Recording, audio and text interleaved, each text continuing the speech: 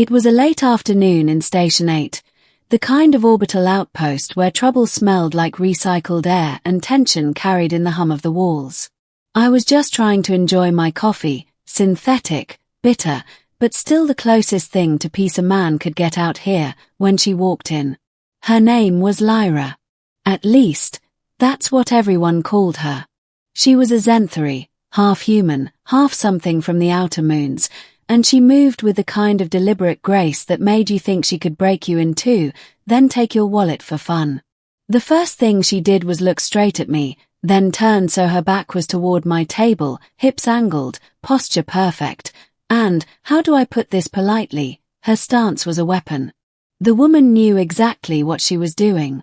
On Station 8, posture intimidation was as real a tactic as a knife fight. You didn't need to draw a blade when your body language could do the cutting. I sipped my coffee and said, "If that's supposed to scare me, you're going to have to try harder."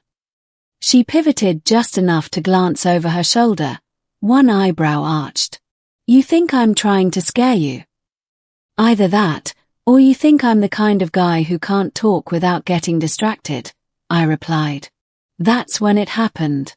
On instinct, part dare, part foolishness, I set my mug down, leaned back, and said, "Tell you what, instead of trying to intimidate me, why don't you just give me a hug?" There was silence around the cafe. Someone coughed. Someone else whispered, "He's dead." Lyra's lips twitched in something halfway between amusement and murder. "A hug," she repeated slowly, as if she needed to taste the word before deciding whether to crush it, or me. Scene 2. The mistake becomes a situation. She didn't answer right away. Instead, she sauntered over, her boots clanging lightly against the metal floor. Each step was a countdown. I fought in 2 border skirmishes, stared down a pirate captain with nothing but an unloaded blaster. But somehow, having Lyra standing 2 feet away was the most dangerous thing I'd done in years. Her arms crossed. "Why would I hug you?" I shrugged. "Why not? It's friendlier than whatever that was." The crowd was watching now. Doc hands leaned in the doorway, a waitress froze mid-order. Even old Joran, who usually slept in the corner, was awake. Lyra tilted her head, studying me like I was a puzzle. "You don't know who I am, do you?" "Oh, I know," I said. "You're the one people say not to make eye contact with, because you'll either rob them, kiss them, or kill them, and no one's sure which comes first." Her smile was slow, dangerous. "Flattery will not save you." Scene 3. The hug that shouldn't have happened. She leaned closer, as if she'd decided to test me. "Fine. You want a hug? Stand up." I knew backing down now would be worse than whatever she was planning. So I got up. She stepped into my space. Close enough that I could smell the faint trace of some spice in her hair, something not from Earth. Her arms came around me, and for a second, I thought maybe this wasn't going to be so bad. Then she lifted me. I don't mean she hugged me. I mean she picked me up like I weighed nothing, squeezed hard enough to make my ribs creak, and whispered in my ear, "Still think I'm trying to intimidate you?" The crowd laughed, cheered. Someone shouted, "Drop him!" But she didn't. She just set me down gently, patted my cheek like I was a child, and walked away to the bar. Scene 4. The ripple effect. I could have left it there. I should have left it there. But something about the way everyone was smirking told me that if I didn't push back just a little, I'd never live it down. So I walked over, slid onto the stool next to hers, and said, "Not bad. But I've had friendlier hugs."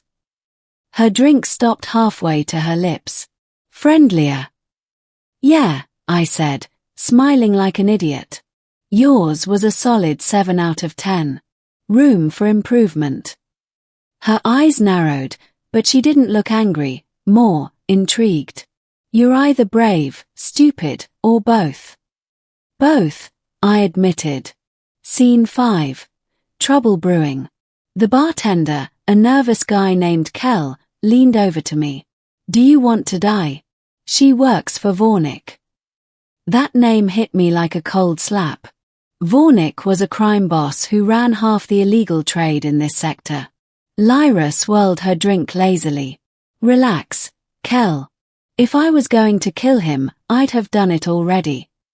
I chuckled. See? We're bonding already. She looked at me sideways. You keep this up, and you'll end up owing me something. Scene 6. The job offer I didn't expect. We talked, or rather, she asked questions and I tried not to give away too much. Somewhere between the second and third drink, she said, "You're quick with your mouth. That's useful. I need someone to help me with a delivery." "I'm not in the smuggling business," I said. "Good. Neither am I," she replied. "This is a retrieval."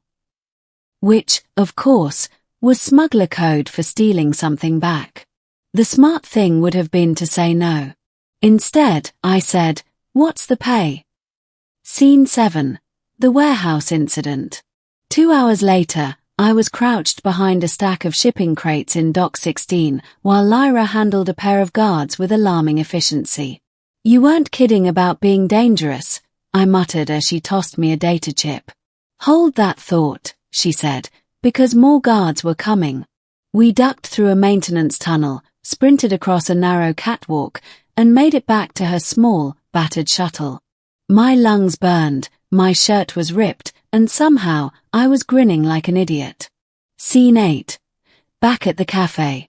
When we finally returned to Station 8's cafe, sweaty and dusty from the chase, the same crowd was there. Conversations died the moment we walked in. Lyra tossed Kel the chip. "Tell Vornik it's done." Then she turned to me. "You still think my hug was only a 7? I pretended to think. Maybe a 7.5. But I'm willing to give you another chance to improve your score." She laughed, an honest, warm sound that startled everyone. "Careful. Human. Keep pushing your luck, and you might get more than a hug." Scene 9. The ending I didn't see coming.